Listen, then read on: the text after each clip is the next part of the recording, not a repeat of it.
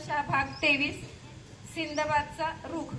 रुख या अजस्त्रकाय पक्षाचा सर्वप्रथम उल्लेख अरेबियन नाईट्स या सुरस आणि चमत्कारिक गोष्टीत सिंदबाद या दर्यावर्दीच्या दुसऱ्या व पाचव्या सफरीत आढळून येतो। रुख पक्षाच्या अंड्याचे वर्णन करताना तो सांगतो, मी समुद्राच्या बाजूने पाहिले, तो पाण्याखेरीज काही दिसेना। मग जमिनीच्या बाजूस पाहिले, तेव्हा दूर अंतरावर पांढरे काही दिसले। मग झाडावरून खाली उतरलो व तिकडे चालू लागलो। जसजसा मी जवळ जात चाललो तसा तसा तो फार मोठा पांढरा गोळा दिसू लागला आणि अगदी शेजारी जाऊन हात लावून पाहतो, तो हातास फार मऊ लागला। आता शिराव्यास दार असेल या बुद्धीने मी त्याच्या भोवती प्रदक्षिणा केली, परंतु चोहीकडून तो एकसारखाच दिसे। त्याला कोठेही दार वगैरे नव्हते व तो फारच गुळगुळीत असल्यामुळे त्याच्यावर चढण्यास इलाज नव्हता। त्याचा घेर मी मोजला, तो सुमारे 50 कदम भरला। यावेळी सूर्य मावळण्याचा सुवास होता। मग मी तेथे त्या गोळ्याकडे पाहत उभा आहे। तो इतक्यात वरून मोठा ढग आल्याप्रमाणे एकाएकी काळोखी आली। तेथे करून मला आश्चर्य वाटले आणि मी वर पाहतो, तो एक मोठा प्रचंड पक्षी आपणाकडे उडत येत आहे असे माझ्या दृष्टीस पडले आणि तेणे करून मला फारच विस्मय झाला। रुख म्हणून फार प्रचंड पक्षी असतात म्हणून खलाशी लोक सांगताना मी पुष्कळ वेळा ऐकले होते। त्या गोष्टीची स्मृती होऊन मी असा तर्क केला की हा पांढरा गोळा या पक्ष्याचे अंडे असावे। हा माझा तर्क खरा झाला, कारण पुढे लवकरच तो पक्षी खाली उतरून त्या अंड्यावर बसला। तो पक्षी खाली येतो असे पाहून मी त्या अंड्याजवळ जाऊन बसलो। तो असा की त्या पक्षाच्या पायाचे एक बोट माझ्या पुढे येऊन पडले। हे बोट झाडाच्या खोडाप्रमाणे लट्ट होते। मग मी डोईचे पागोटे काढून त्याने आपणास व पक्षाच्या बोटास बांधून घेतले। असे करण्याचा माझा उद्देश असा की सकाळी हा पक्षी उडून गेला म्हणजे मला या ओसाड बेटातून पार घेऊन जाईल। मी योजल्याप्रमाणे गोष्ट खरी झाली। 5व्या सफरीचा तपशील सांगताना सिंदबाद म्हणतो, किती एक महिने वाट चालल्यावर एके दिवशी एक ओसाड बेटात उतरलो। त्या ठिकाणी रुख नामक पक्षाचे एक मोठे अंडे पडले होते। त्या अंड्यातले पिल्लू तयार होऊन त्याने अंडे फोडून एका अंगाने चोच बाहेर काढली होती। मजबरोबर दुसरे काही आदमी होते। त्यांनी कुऱ्हाडीने ते अंडे फोडून त्या पिलाचे तुकडे आतून काढून ते भाजून खाण्यास आरंभ केला। त्यांचे खाणे संपते न संपते तोच इतक्यात आभाळातून दूर अंतरावर 2 मोठे विस्तीर्ण ढग दृष्टीस पडले। आम्ही गलबत चालविण्याकरता जे नौकर चाकरीस ठेवला होता तो मोठा वाकब्बर होता। त्यास तो अनर्थ कळून आला। त्याने मोठ्याने ओरडून आम्हा सर्वांना इशारा दिला की त्या पिलाचे आईबाप येत आहे। सर्वांनी मोठी घाई करून जहाजावर चढावे, नाही तर मोठा दगा होईल। नंतर आम्ही सर्व मोठ्या लगबगीने गलबतावर चढून गलबत हाकारली। इतक्यात ते 2 प्रचंड रुख मोठा भयंकर शब्द करत बेटाजवळ येऊन पोचले आणि अंडे फुटले व आतले पोर नाहीसे झाले असे पाहून ते फारच विक्राळ शब्द बोलू लागले। मग सूड उगविण्याकरता ते जिकडून आले होते तिकडे परत गेले। खटका अर्धघटका लोटली नाही तो एक पक्षी परत आले आणि आम्ही पाहते तो त्यांनी त्यांच्या सर्वात मोठमोठ्या शिळा आणल्या होत्या। मग उडत उडत बरोबर आमच्या डोईवर येऊन ते किंचित स्थिर झाले आणि एकाने एक शिळ सोडून दिली। ती शिळा नेम चुकून समुद्रात पडली।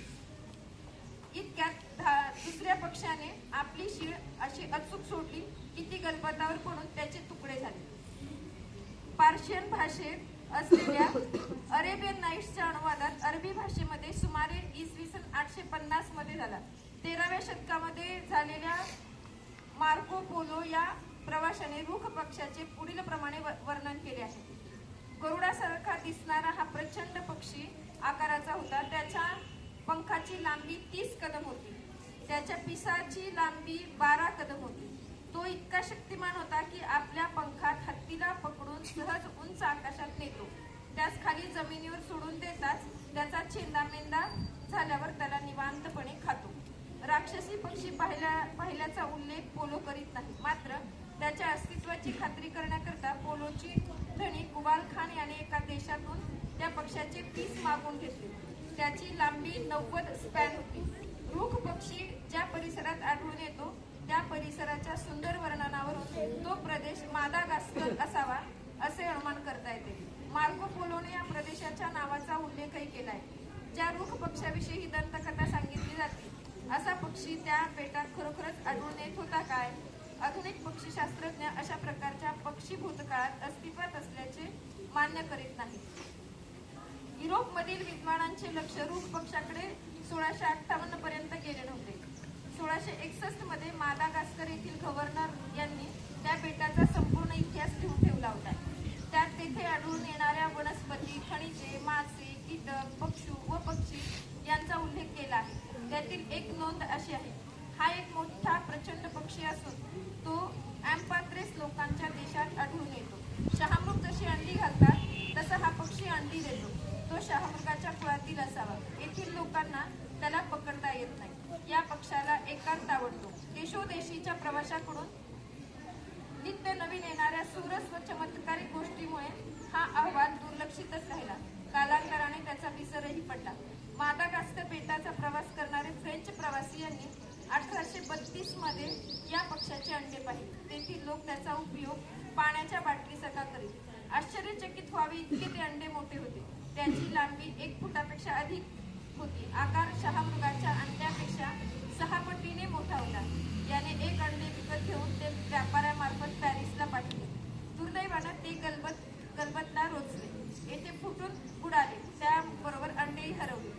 दर्यावर्ती कॅप्टन अबाडी यांनी 1850 मध्ये 3 संपूर्ण अंडी आणि काही हाडांचे अवशेष फ्रान्स येथे आणले.